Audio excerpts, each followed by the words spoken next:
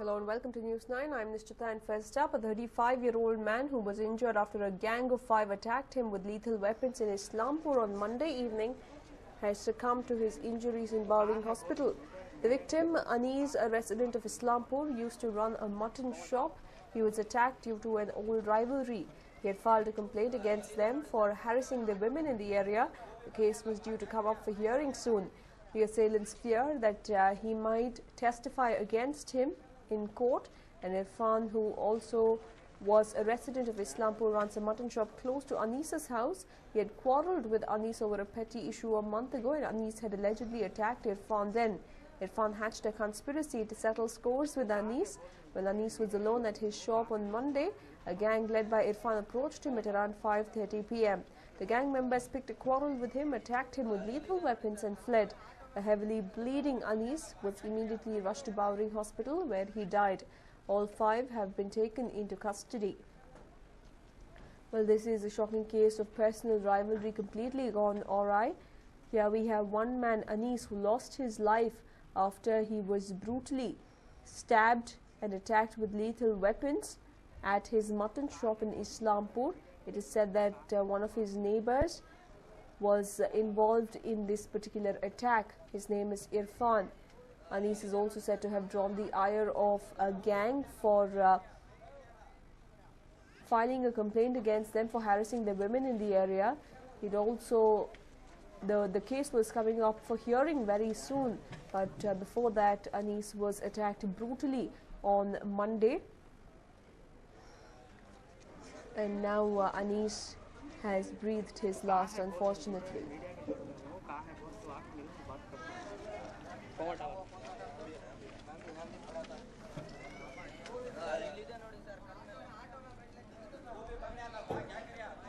Well, this 35-year-old man was attacked with lethal weapons in Islampur on Monday evening, and he succumbed to his injuries in Bowring Hospital. The victim, a resident of Islampur, used to run a mutton shop. He was attacked due to an old rivalry, is what reports suggest. Anis had reportedly filed a complaint against the said group for harassing women in the area, and the case was due to come up for hearing soon. Apart from that, there was also a recent tiff that took place between Anis and his neighbor Irfan. It is said that Irfan came in with a gang and attacked Anis with the lethal weapons. Anis, who sustained grievous injuries, was rushed to Bowring Hospital, where he breathed his last today.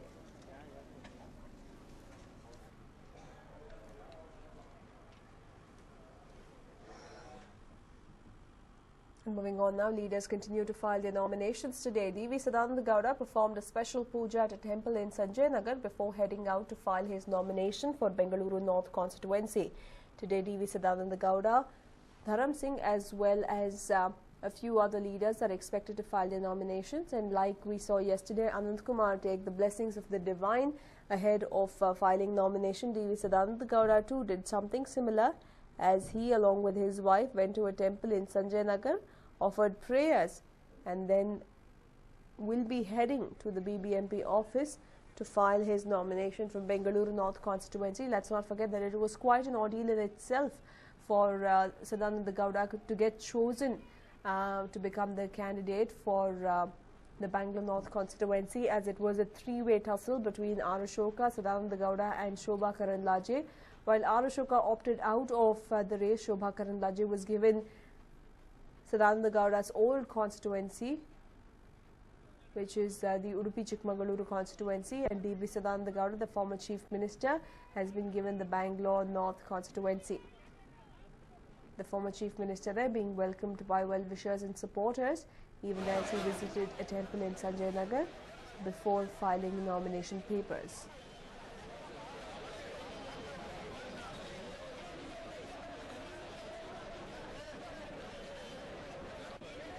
In fact, the BJP leaders Katta Subramanian Naidu also present, along with Sadananda Gowda.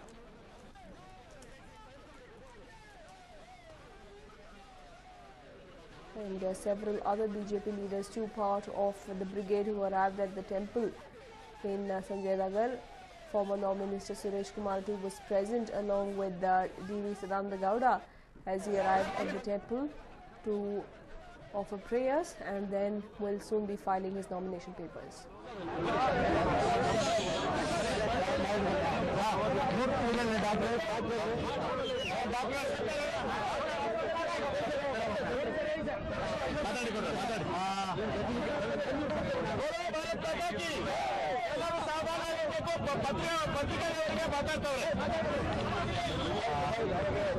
ಇವತ್ತು ಭಾರತೀಯ ಜನತಾ ಪಾರ್ಟಿಯ ಅಭ್ಯರ್ಥಿಯಾಗಿ ಬೆಂಗಳೂರು ಉತ್ತರ ಕ್ಷೇತ್ರಕ್ಕೆ ನಾನು ನನ್ನ ಪಕ್ಷದ ಆದೇಶದಂತೆ ನಾಮಪತ್ರ ಸಲ್ಲಿಸುವನಿದ್ದೇನೆ.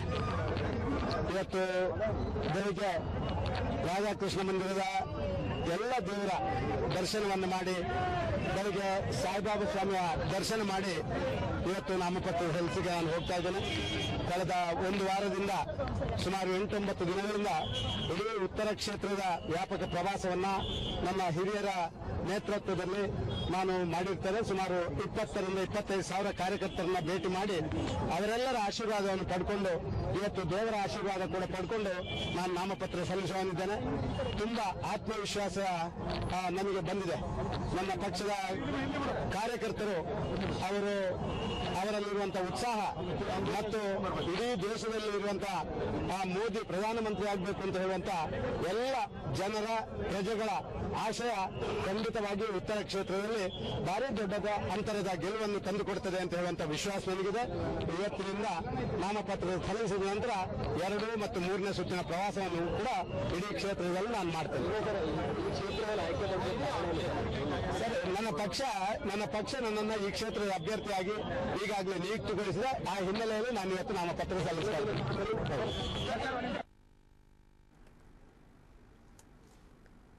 Well, in fact, there we have it. D.V. Sadananda Gowda going on to state that as per the wishes of his party, D.V. Sadananda Gowda has gone ahead and will be contesting from Bangalore North constituency. He is expected to file his nomination in just about some time now, as he is already done seeking the blessings of the divine at a temple in Sanjay Nagar.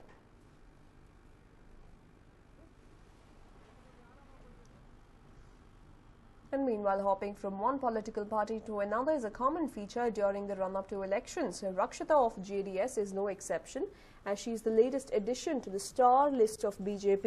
She will be joining the party today in the presence of Anant Kumar and R. Ashok.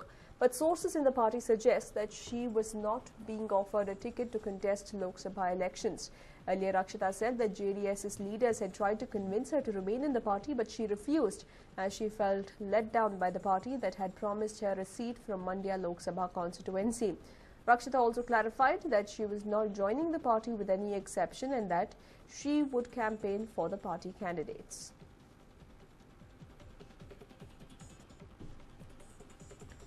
Well, Rakshita's transition to the BJP will mark her entry into the third party in the last 1 year. First, she joined the BSR Congress party, then shifted to JDS, and now she is shifting to BJP. It is said that Rakshita is feeling let down with the way she was treated in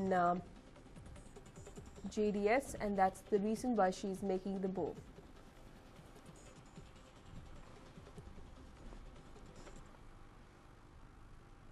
And while Narendra Modi is meeting BJP veteran L.K. Advani to convince him to contest from Gandhinagar and not Bhopal.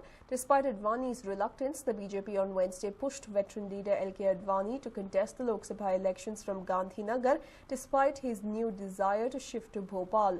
Senior leaders Sushma Swaraj and Nitin Gadkari met Advani to convey the party's decision and thereafter visited BJP President Rajnath Singh late last evening for a meeting. Candidature from Bhopal would have ensured Advani a much easier and bigger victory. A marathon meeting was marred by senior leader L.K. Advani's dogged but seemingly unsuccessful bid to shift his constituency from Gandhinagar to Bhopal. Gujarat Chief Minister Narendra Modi prevailed upon the party to keep an absent and sulky Advani from moving out of the constituency in Gujarat that he has represented 5 times, arguing that this would give the opposition a campaign issue. Although the party declared Advani's candidature from Gandhinagar after an 8-hour-long meeting, there was no word from the 86-year-old leader on the issue. Advani is keeping his options open, is what is being said.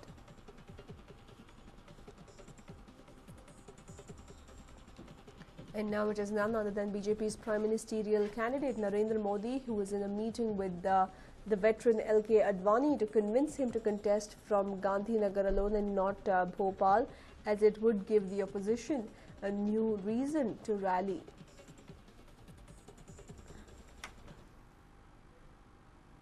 And will ever thought of reviving an age-old art form and also sending out a message loud and clear? Well, the students in Ramnagara have decided to do just that.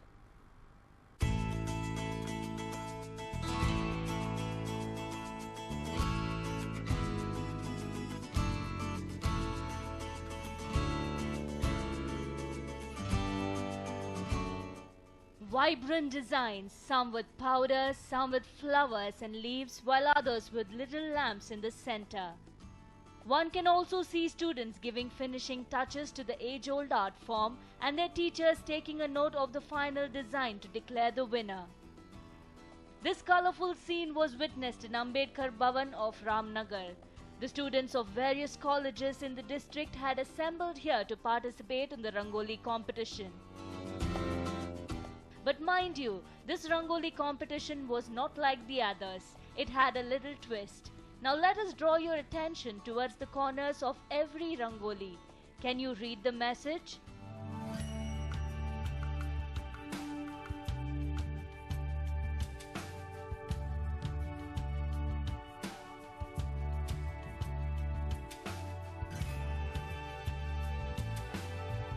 Well, that is the speciality of these Rangolis.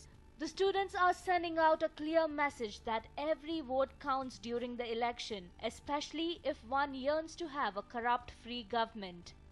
Lok Sabha ಚುನಾವಣೆ 2014ರಲ್ಲಿ ಒಂದು ನ್ಯಾಯಸಮ್ಮತ ಮತ್ತು ಮುಕ್ತ ಮತದಾನ ಆಗಬೇಕು ಅಂತ ದೃಷ್ಟಿಯಿಂದ ಹಾಗೂ ಯುವ ಮತದಾರರು ಸಕ್ರಿಯವಾಗಿ ಪಾಲ್ಗೊಳ್ಳಬೇಕು ಹಾಗೂ ಇತರರನ್ನು ಕೂಡ ಮತದಾನ ಮಾಡಲು ಉತ್ತೇಜನ ಮಾಡಬೇಕು ಎಂಬ ದೃಷ್ಟಿಯಿಂದ ಹಲವಾರು ಸ್ಪರ್ಧಾತ್ಮಕ ಚಟುವಟಿಕೆಗಳನ್ನು ಹಮ್ಮಿಕೊಂಡಿದ್ದೇವೆ.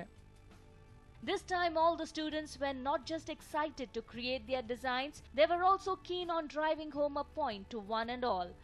ಮತ ನೀಡಬೇಕು ನಿಜ 18 ಇಯರ್ಸ್ ಆದಮೇಲೆ, ಬಟ್ ಹಾಕೋದ್ರಲ್ಲಿ ಎಂಥ ಉತ್ತಮ ಪ್ರತಿನಿಧಿನ ಆಯ್ಕೆ ಮಾಡಬೇಕು. ಅದು ಬಿಟ್ಟು ಸಿಕ್ತಂಗೆ ನಮ್ಮದು ಎಲ್ಲ ಇದಿದೆ ಮತ ಅಂದ್ಬಿಟ್ಟು ಎಲ್ಲರಿಗೂ ಚಲಾಯಿಸೋದಲ್ಲ. ಉತ್ತಮವಾದ ಪ್ರತಿನಿಧಿನ ಆಯ್ಕೆ ಮಾಡಬೇಕು. ಅವರಿಂದ ನಮ್ಮ ಸರ್ಕಾರ ಉತ್ತಮವಾಗಿ ಬೆಳಿಬೇಕು ಅಂತ ನಂಬಿಕೆ ಇರಬೇಕು. ನಮಗೆ ಅವ್ರು ಬೆಳೆಸ್ತಾರಾ ಅಂತ ಯೋಚನೆ ಮಾಡಿ ಮತ ನೀಡಬೇಕು. These students of Ramnagar have done their bit by spreading awareness on the need to vote for elections. Now, will you do your bit by voting?